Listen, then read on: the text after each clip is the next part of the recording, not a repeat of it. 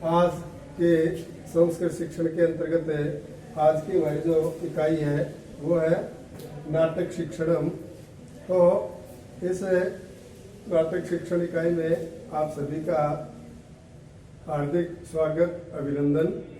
तो सबसे पहले हम देखते हैं कि नाटक की जो पारंपरिक या प्रारंभिक जो अवस्था है या उसकी जो परिभाषाएं हैं और नाटककार के रूप में प्रथम दृष्टया किसका नाम लिया जाता है। तो सबसे पहले हम देखते हैं कि नाटक से प्रणेता क्या है। तो नाटक के जो प्रणेता हैं वो भरत मुनि माने जाते हैं।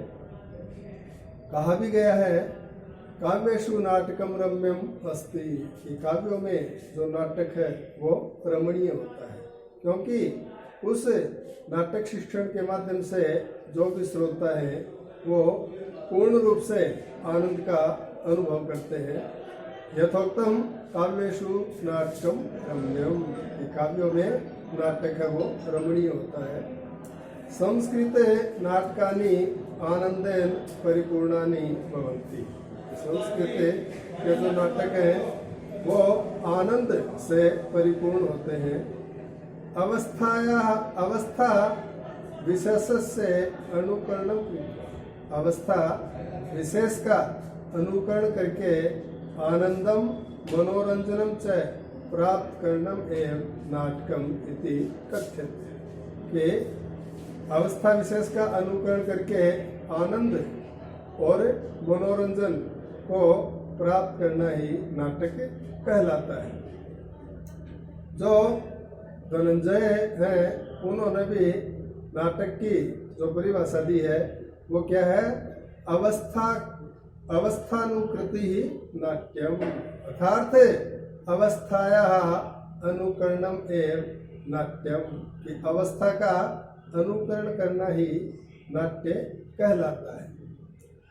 उसी प्रकार जो पाश्चात्य दार्शनिक अरस्तु महोदय, उन्होंने भी कहा है कि कला अनुकरणम अस्ति, कि कला का अनुकरण करना ही कला है। अब हम देखते हैं कि संस्कृत साहित्य है उसको हम नाटक की दृष्टि से कितने भागों में विभक्त कर सकते हैं। तो संस्कृत साहित्यम भागद्वयम विभज्यते, इसको हम मुख्य रूप से दो भागों में विभाजित कर सकते हैं। पहला जो भाग है वो है श्रव्य काव्यम और दूसरा जो भाग है वो है दृश्य काव्य। श्रव्य काव्य और दृश्य काव्य क्या है इसके बारे में हम पूर्व में पढ़ी हुई जो इकाई है उसमें भी इसके विषय में चर्चा कर चुके हैं। तो अब हम देखते हैं नाटक से स्वरूपम, कि नाटक का स्वरूप क्या है। तो सबसे पहले जो श्रव्य काव्य है उसके बारे में हम चर्चा करते हैं।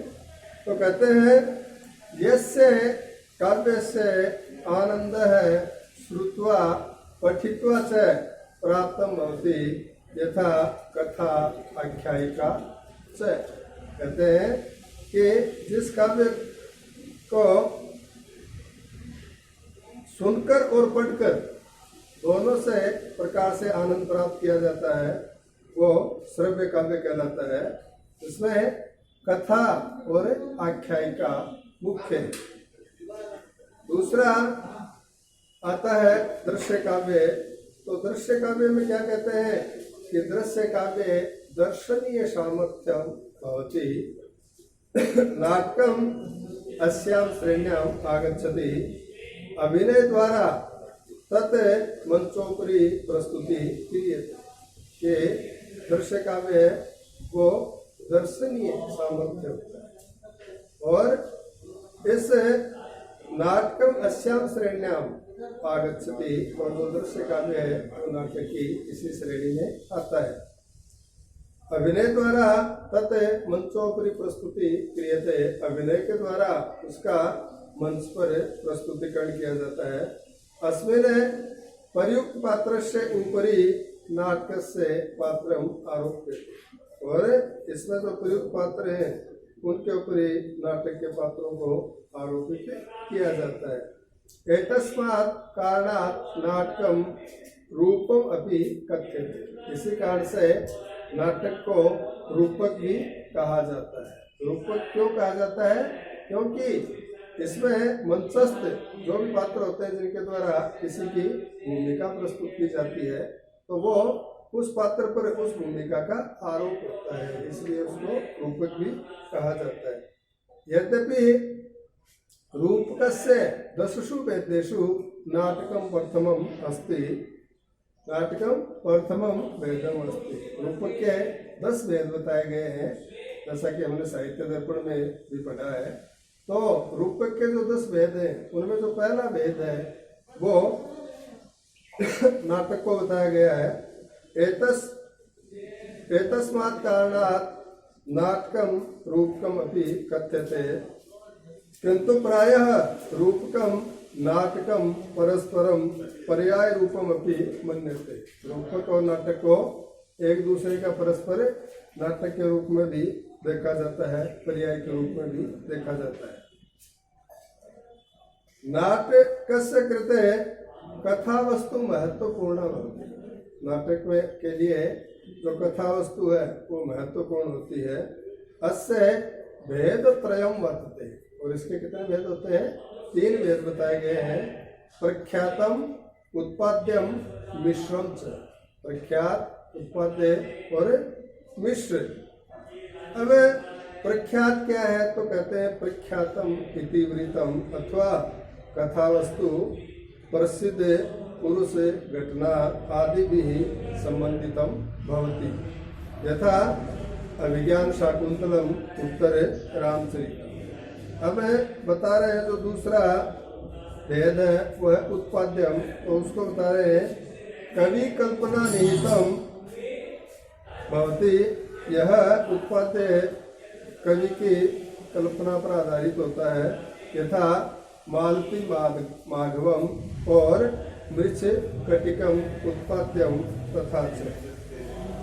मध्यम व्यायोग है पंचरागश्च इति मिश्रम वृतम अस्ति। अस्मिन् प्रकारेण नाटकस्य 5 अर्थ प्रकृतयः कथ्यन्ते।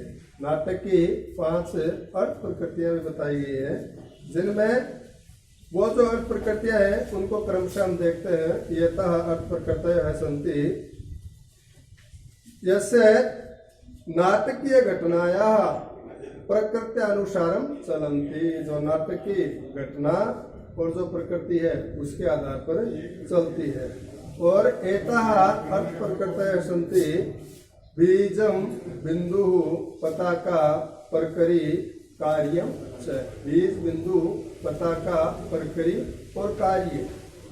नाटक से कार्य से 5 अवस्था भवन्ति, और उसी प्रकार अर्थ प्रकृति की तरह ही नाटक की में कार्य करने की 5 अवस्थाएं भी होती हैं, जिनको हम आरंभ, यत्न, प्राप्त्याशा, नियताप्ति और फलागम के नाम से जानते हैं। अतः एव प्रायः नाटके न्यूनातिन्यूनम 5 अंकाः अधिकाधिक 10 अंकाः भवन्ति। कह रहे हैं कि पूर्ण रूप से नाटक की दृष्टि में वही नाटक आता है, या नाटक की श्रेणी में वही नाटक आता है जिसमें कम से कम 5 अंक और अधिक से अधिक 10 अंक होते हैं। श्रृंगार आदि नाना रस युक्तम सुख दुख दुखयोर अनुभूतिकारी से नाटकम भवति। देखिए, नाटक में सभी प्रकार की वस्तु विशेष हमें देखने को मिलती है, जिसमें अनेक प्रकार के जो भाव विभोर करने वाले रस, श्रृंगार आदि जो रस है वो, और सुख और दुख सभी प्रकार की जो अनुभूति है वो नाटक में हमें देखने को मिलती है। यथोक्तम आचार्य विश्वनाथ स्वग्रंथे साहित्य दर्पणे उक्तम च सुख दुख समुद्भूति नाना रस निरंतरम 5 परास्तत्र अंकाः परिकीर्तिता। जैसे सुख दुख की अनुभूति नाना रस, अनेक प्रकार के जो रस है उन रसों की प्रस्तुति 5 से लेकर के 10 अंक का अंक जिसके अंदर होते हैं। नाटकस्य इतिवृत्तस्य कार्य अवस्थायां नाम संयोजनार्थम पंचसंदयः भवन्ति। बता रहे हैं कि नाटक और इतिवृत्त की जो कार्य अवस्था है उसको संयोजनार्थम, उसका संजोने के लिए 5 संधियां भी होती हैं, जैसे मुख्य, प्रतिमुख, गर्भ, विमर्श और निर्वहन। एतत् नाना विभूति भी युक्तम भवति, ये अनेक प्रकार की विभूतियों से युक्त होती है। यथोक्तम च पुनः एक बार साहित्य दर्पणे विश्वनाथ उक्तम नाटकम ख्यात वृतम स्यात् पंच संधि समन्वितम विलास अर्घ्यादि गुणवद युक्तम नाना विभूति भी। अशिष्ट व्यवहार है, अनुचित घटना काम क्रिया च नाटके न दृश्यते, एतेषां केवलम संकेतः एव क्रियते। इसमें अशिष्ट व्यवहार, अनुचित घटना और कामासक्त जो भी क्रियाएं होती हैं वो हमें नाटक में मंच के ऊपर देखने को नहीं मिलती है। इनका केवल संकेत मात्र हमें दिखाई देता है। संस्कृते रूपकस्य 10 वेदाः सन्ति, तेषु नामानि कानि सन्ति पश्यन्तु। प्रथमं नाटकं प्रकरणं बाणः, प्रहसनं, डिमः, व्यायोगः, संवकारः, वीथि, अंक, इह मृगः। एतेस्मिन् प्रकारेण नाटकस्य 10 भेदाः भवन्ति। यथा श्लोकेन उक्तम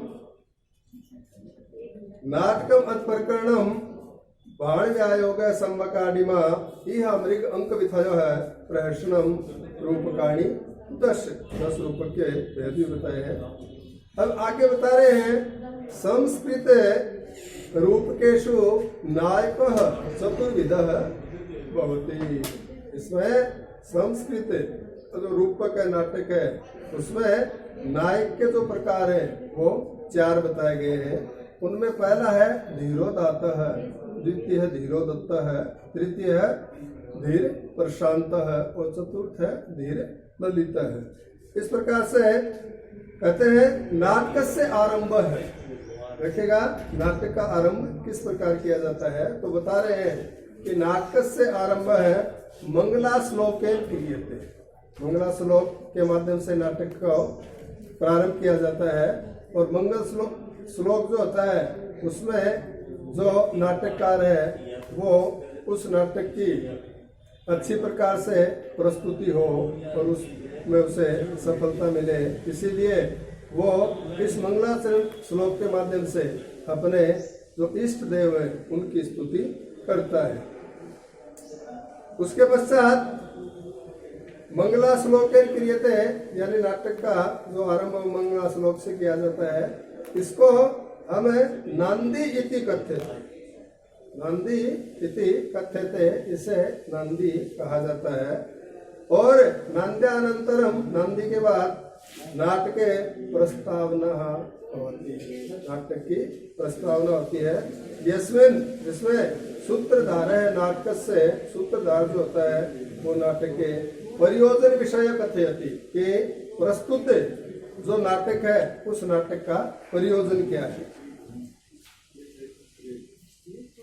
कथयाश्च सूत्रपातम भवति, नाटके यत् स्पष्ट रूपेण सर्वे दर्शका श्रूयन्ते, अर्थात नायकः यत् कथयति तत् प्रकाशम तथा च यत् स्वकीयं कथयति चिन्तयति च तत् स्वगत कथनम एव विशिष्ट जनानां कृते संयुक्त श्लाघः जनान्तिकः इति कथ्यते। कल्पित व्यक्तिना संलापः आकाशभाषितः कथ्यते। जो वास्तव में पात्र नहीं होता है, लेकिन उस नाटक में उस पात्र की जो कल्पना की जाती है उसे आकाशभाषित कहा जाता है। अब यहाँ पर देखिएगा एक पद आया है जनांतिक। जनांतिक है क्यों? जनांतिक किसे कहा जाता है? तो जनांतिक स्पष्ट रूप से बात नहीं करके ऐसे मुंह के आगे हाथ को लगाकर कान में जो बात कही जाती है वो जनांतिक कहलाती है।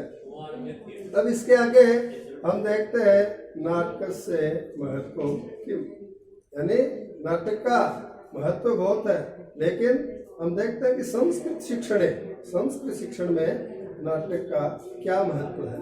तो सबसे पहले हम देखते हैं नाटकम साहित्यस्य महत्वपूर्ण अंगम वर्तते। नाटक जो है वो साहित्य का महत्वपूर्ण अंग माना जाता है। यह प्रकारेण, जिस प्रकार चित्र से भिन्न भिन्न वर्ण सहृदय से चित्ते वर्ण से आनंद से अनुभूति कारयन्ति तेन एव प्रकारेण नाट्य प्रयुक्त नायक आदीनां वेशभूषा नेपथ्य रचनादय दर्शकस्य हृदय उपरि विशिष्टम प्रभावयन्ति आनंद सृष्टि से कुर्वन्ति।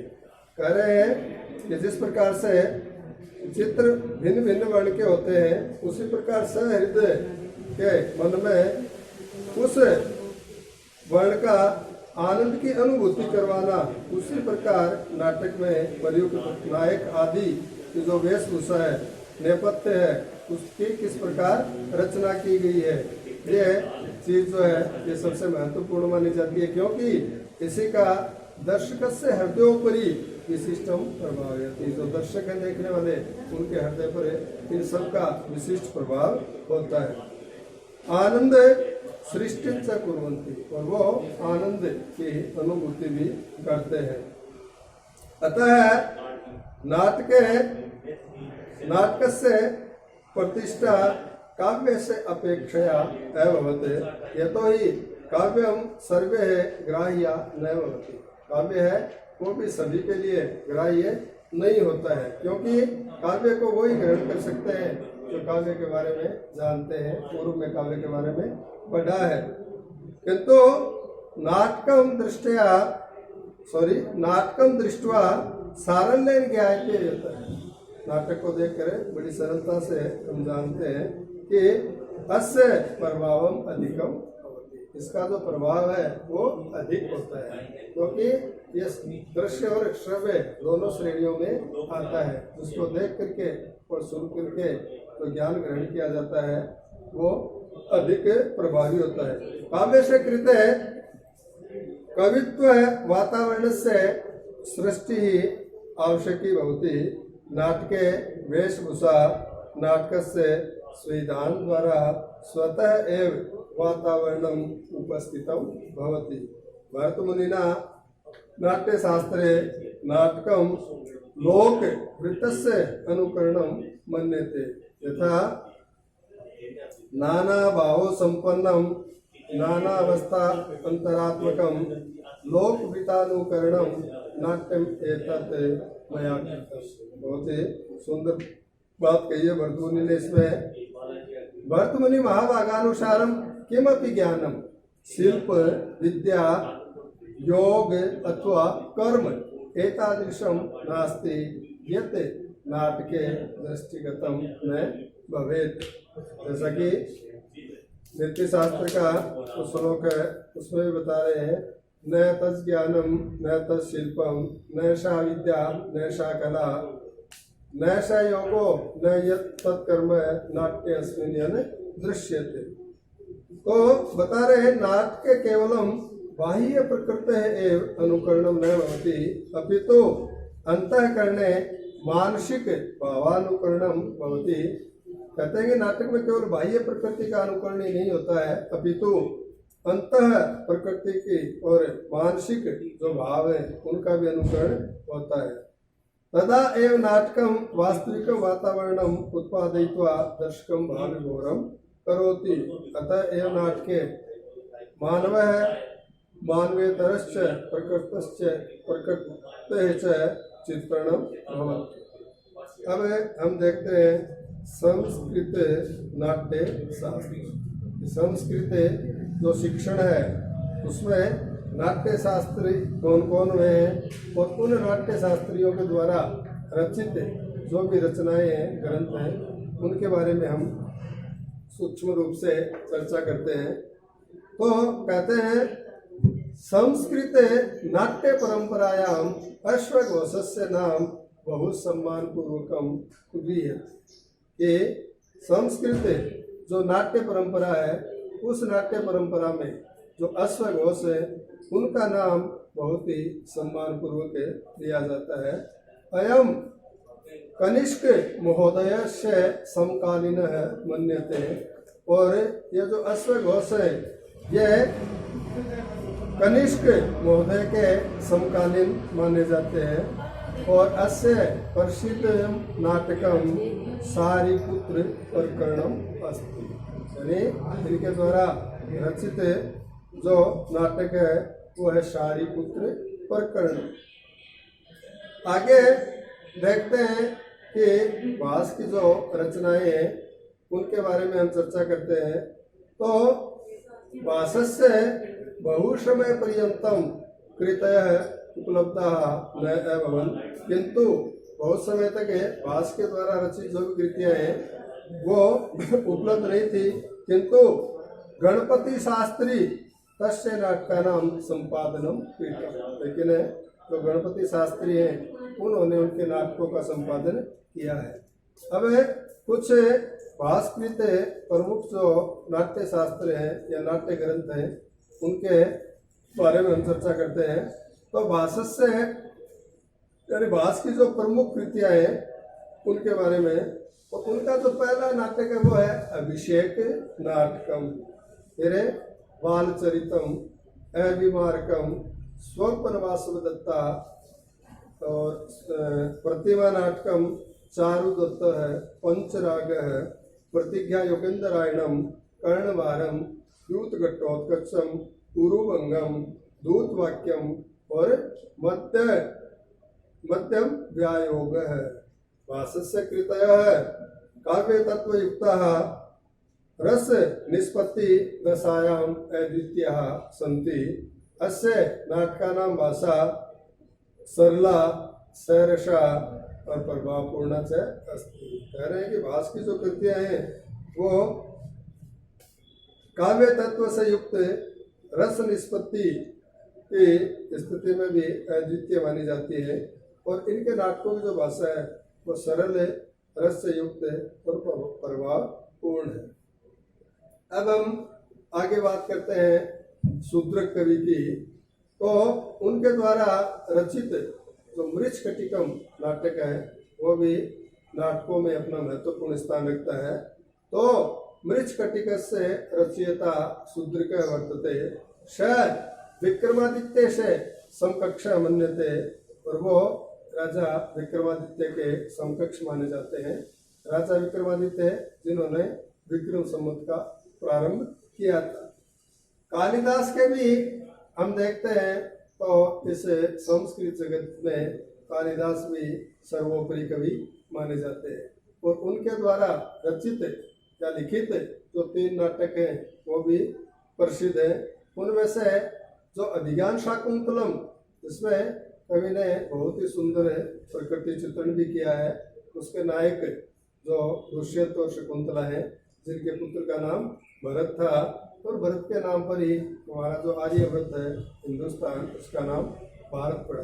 तो कह रहे हैं कालिदास से 3 नाटकानि प्रसिद्धानि सन्ति, कालिदास के 3 नाटकों प्रसिद्ध है, अभिज्ञान शाकुंतलम, विक्रमोर्वंश्यम और मालविकाग्नि मित्रम च। किंतु अभिज्ञान शाकुंतलम भारत देश एव न अपितु विश्व अपि ख्याति प्राप्त वर्तते, केवल भारत वर्ष में नहीं बल्कि अभिज्ञान शाकुंतलम विश्व ख्याति प्राप्त नाटक है। उसी प्रकार जो श्रीहर्ष है उनकी भी प्रसिद्ध जो नाटिका है रत्नावली, प्रियदर्शिका, नागानंदम च सन्ति। और उसके बाद हम देखते हैं भवभूति महोदय से प्रसिद्धानि नाटकानि कानि सन्ति। भवभूति के प्रसिद्ध नाटक कौन से हैं? तो सबसे पहले मालती माघवम, उनका तो नाटक का पहला मालतीमागम, दूसरा महावीर चरितम और तीसरा है उत्तर रामचरितम। महावीर चरिते उत्तर रामचरिते च राम कथायै अभिनय रूपम प्रदानम भवभूति उत्तर रामचरिते विशेष ख्याति प्राप्त हुआ। उसी प्रकार हम देखते हैं विशाख दत्त के द्वारा रचित जो नाटक है उसका नाम है मुद्रा राक्षसम, जो बहुत ही प्रसिद्ध और ऐतिहासिक नाटक है। उसी प्रकार भट्टनारायण का जो नाटक है वेणी संगारम, जो महाभारत पर आधारित है। महाभारत की जो घटना है उसका वर्णन उसमें किया गया है। इसके बाद जयदेव का जो नाटक है वो भी प्रसन्न राघवम, बहुत ही ख्याति प्राप्त नाटक है। उसी प्रकार वेलीनाथ का मदन मंजरी आदि ने नाटकानी 16वीं स्थापत्या लिखे थे। अब हम देखते हैं कि नाटक में प्रयुक्त होने वाले जो छंद है उन छंदों के विषय में चर्चा करते हैं। तो कह रहे हैं नाटकेषु उपजाति सृगधरा मालिनी वंशस्थ शिखरणी प्रहर्षिणी वसंत तिलका हरिणी शार्दुल विक्रीडितम छंदसाम प्रयोग क्रियते, इसमें इनका प्रयोग किया जाता है। प्राचीन नाटकेषु संस्कृतम प्राकृतम च भाषा सस्य मिश्रणम मिलती। प्राचीन जो नाटक हैं उन नाटकों में संस्कृत और प्राकृत जो भाषाएं हैं उन दोनों का मिश्र रूप देखने को हमें मिलता है। शिक्षितानि पात्राणि संस्कृत भाषा अशिक्षितानि पात्राणि स्त्री पात्राणि प्राकृत भाषा वदन्ति, किंतु आधुनिक युगे नाटके प्राकृत भाषाया प्रयोग न एव मिलति अपितु तानि सुललित संस्कृते एव लिख्यन्ते। अब हम देखते हैं नाटक शिक्षण से उद्देश्यानि। तो नाटक शिक्षण के उद्देश्यों में पहला जो उद्देश्य है वो है मानव स्वभाव से मानव चरित्र से अध्ययन करना। मानव स्वभाव और मानव चरित्र का अध्ययन करना नाटक शिक्षण का पहला उद्देश्य बताया गया है। और उसके बाद में छात्रान उचित भाव भंगिमयाशय संवाद द्वारा अभिनय करने से ज्ञान करना, यानी अभिनय के साथ साथ जो भाव भंगिमा का तात्पर्य कि जो कथन आप कह रहे हैं उस कथन के अनुसार ही भावों को प्रकट करना। अगला जो उद्देश्य है वो है अवसरानुसारम आचरण शिक्षण, अवसर के अनुसार ही आचरण का शिक्षण। छात्राणाम भाषा ज्ञान से वृद्धिकरणम, छात्रान प्रश्नोत्तर करण से वार्तालाप करण से प्रणाल्या ज्ञान करणम, व्यवहार कुशलताया ज्ञान प्रदानम, छात्रेषु सकल सार्वजनिक जीवनम व्यतीत करने से योग्यताया निर्माणम, छात्राणाम शब्दकोशे वृद्धिकरणम। इस प्रकार से ये जो उद्देश्य हमने आपको बताए हैं ये नाट्य शिक्षण के प्रमुख उद्देश्य माने जाते हैं। अब हम देखते हैं कि नाट्यशास्त्रे निम्नलिखितानि त्रीणि उद्देश्यानि व्यक्तानि। इसमें पहला जो है वो है हितोपदेश जन्मम, दूसरा है विश्रांति जन्मम और तीसरा है विनोद जननम। अब देखते हैं हितोपदेश जननम उद्देश्य क्या है। तो कहते हैं व्यक्त है समाज से कल्याणार्थम नाटक माध्यमेन उपदेश प्रदानम। विश्रांति जननम है व्यक्त ही समाजाय च नाटक द्वारा शांति प्रदानम। और विनोद जननम है वो है मनोरंजनम आनंदम च प्रदान करणम। अतएव भरत मुने नाटकोद्देश्य स्पष्टम भवति यत् नाटकानि कल्याणार्थकानि मनोरंजनात्मकानि च भवेयुः। इसलिए भरत मुनि कह रहे हैं कि नाटक का जो उद्देश्य है वो स्पष्ट है कि नाटक है वो कल्याण के लिए और मनोरंजन के लिए होना चाहिए। अब हम देखते हैं कि नाटक शिक्षण से विधयः कानि, नाटक शिक्षण की विधियां कौन सी हैं। तो नाट्य शास्त्र नाटकस्य अति प्रशंसा क्रियते अस्य स्थानं ज्ञान शिल्प विद्या कला योग आदिषु अपि कथ्यते। नाटकस्य पठन विधि प्रायः गद्य पाठ सदृशे भवति। नाटक की जो पढ़ने की विधि है वो प्रायः गद्य पाठ के समान ही होती है। यदि नाटक से भाषा सरला स्यात्, यदि नाटक की भाषा सरल है तरी गद्यवत नाटक से पाठनम भवेत्, तो गद्य की तरह ही नाटक का पठन भी होना चाहिए। उपयोगी तो एव भविष्यति यत् अध्यापक छात्रौ सम्यक रूपेण स्थानं प्राप्य संवादं पठेताम् अनेन छात्रेषु रुचेः उत्साहस्य च वर्धनं भविष्यति। अब नाटकस्य मुख्यतः विधि त्रयम् कथ्यते। नाटक शिक्षण की मुख्य रूप से 3 विधियां बताई गई हैं, जिनमें पहली है आदर्श नाट्य विधि, दूसरी है अभिनय विधि और तीसरी है व्याख्या विधि। तो सबसे पहले आदर्श नाट्य विधि है, उसको हम देखते हैं कि अस्मिन् विधौ अध्यापकः स्वयं नाटके प्रयुक्त पात्राणाम् अभिनयं करोति, उचित आरोह अवरोह पूर्वकं च संवादं वदति। यद्यपि विधि अयं सरला अस्ति किन्तु छात्राणां कृते अति लाभदायको न भवति, यतोहि छात्रस्य संपूर्ण अवधानम् अध्यापकस्य अभिनयोपरि केंद्रितं भवति। कह रहे हैं कि ये जो विधि है सरल है किंतु छात्रों के लिए लाभदायक नहीं है, क्योंकि छात्र का जो संपूर्ण ध्यान है वो अध्यापक के द्वारा किया जाने वाला जो अभिनय है उस पर केंद्रित होता है। तथा च मुख्य विषयाच तस्य अवधानम् अपगच्छति, स केवलं निष्क्रिय श्रोता एव प्रतीयते। और छात्र जो है वो इसमें केवल निष्क्रिय श्रोता की तरह बैठा रहता है।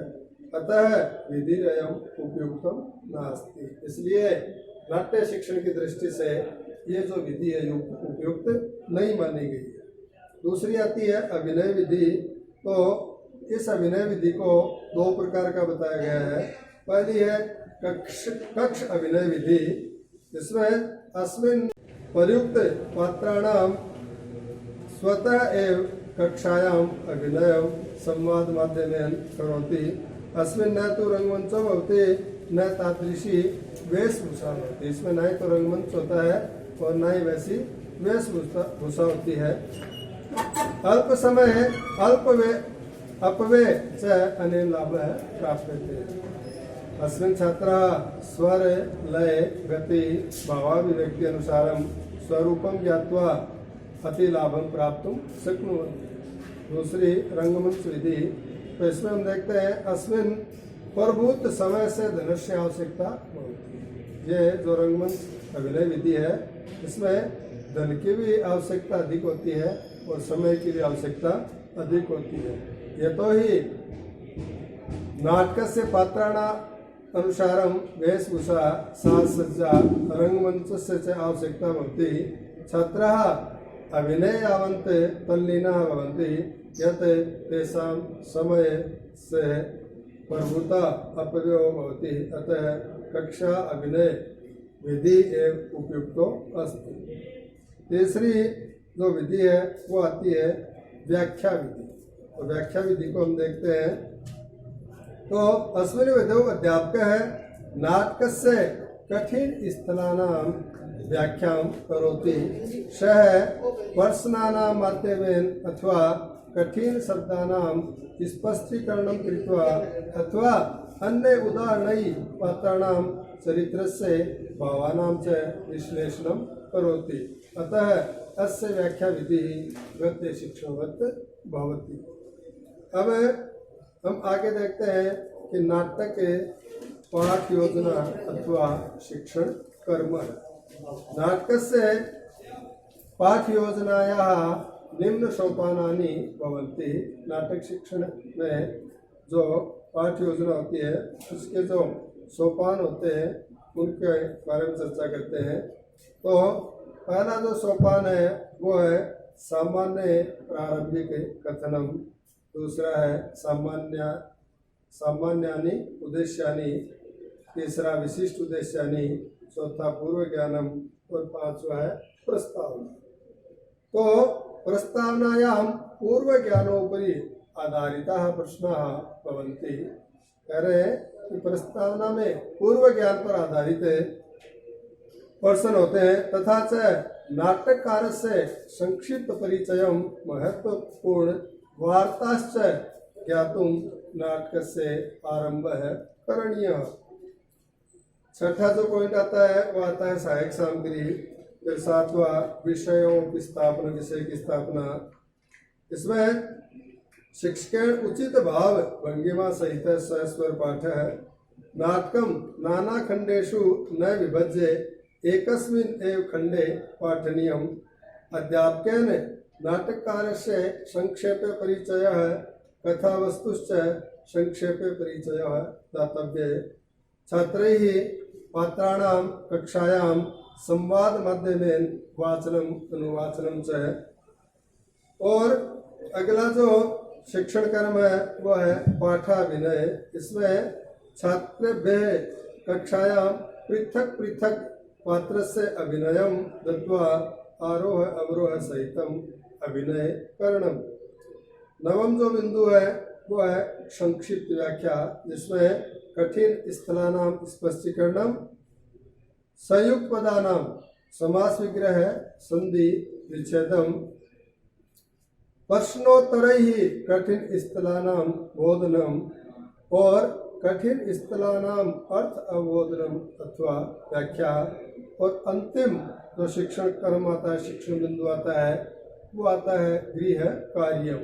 तो यद्यपि नाटक गृह कार्य से आवश्यकता न होती, मुख्यतः देखा जाता है कि नाटक में गृह कार्य की आवश्यकता नहीं होती है, फिर भी आवश्यकता के अनुसार गृह कार्य पात्र ही संबंधित चरित्र चित्रण कथानक नाटककारेण च संबंधित प्रश्नाः दीयन्ते। तो इस प्रकार से आज आपने देखा कि हमने हमारे जो संस्कृत शिक्षण है उसकी जो नाटक शिक्षण इकाई है उसके बारे में अध्ययन किया, जिसमें हमने जो प्रमुख नाटककार हैं उनके बारे में जाना।